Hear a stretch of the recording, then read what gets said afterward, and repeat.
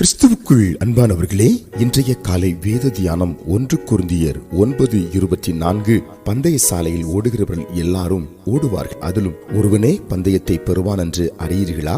நீங்கள் பெற்றுக்கொள்ளத்தக்கதாக ஓடுங்கள். அன்புக்குரியவர்களே, இந்த காலை நேரத்திலே ஆவியானவர் நம்மை பார்த்து சொல்கிறார், நாம் பெற்றுக்கொள்ளத்தக்கதாக ஓட வேண்டும்.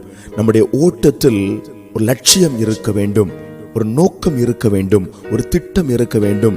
எப்படியாயிலும் நான் ஓடி ஒரு பந்தய பொருளை பெற்றுக்கொள்ள வேண்டும், தேவன் எனக்காய் வைத்திருக்கிற மகா பெரிய பரிசை வாங்கிக் கொள்ள வேண்டும் என்ற ஒரு தனியாத தாகம் நமக்குள்ளே இருக்க வேண்டும். அல்லேலூயா. அநேகர் ஓடுகிறார்கள், லட்சியம் இல்லாமல் ஓடுகிறார்கள். ஆனால் நமக்கு முன்பதாய் தேவன் வைத்திருக்கிற ஆசீர்வாதங்களை நாம் நிச்சயமாய் பெற்றுக்கொள்ளத்தக்கதாய் நம்முடைய ஓட்டம் இருக்க வேண்டும் என்று கர்த்தர் விரும்புகிறார்.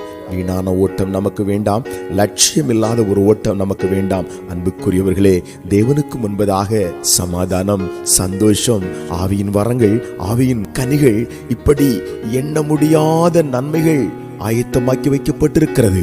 இவைகளை நாம் பெற்றுக்கொள்ளுவோம், சுதந்தரிப்போம், ஆசீர்வாதமாய் நாம் வாழ்வோம். ஒருவேளை உங்கள் ஓட்டம் வேறு இலக்கில் இருக்குமானால், இந்த தினம் காலை நேரத்திலே நன்மையானவளை பெற்றுக்கொள்ளத்தக்கதாக கிறிஸ்துவை நோக்கி நம்முடைய ஓட்டத்தை நாம் துவங்குவோம். மேன்மைகளை பெற்று ஆறுதலோடும் சந்தோஷத்தோடும் வாழ்வோம். ஜெபம் பண்ணுவோமா? எங்கள் பரலோக பிதாவே, பெற்றுக்கொள்ளத்தக்கதாக ஓடும்படியான மகா பெரிய எண்ணத்தை எங்களுக்கு தந்து இந்த காலை வேளையில் எங்களை ஆசீர்வதிப்பதற்காய் ஸ்தோத்திரம். இப்பொழுதே லட்சியத்தோடு ஓட கர்த்தர் கிருபை செய்கிறீர். இயேசுவின் நாமத்தில் ஆமென்.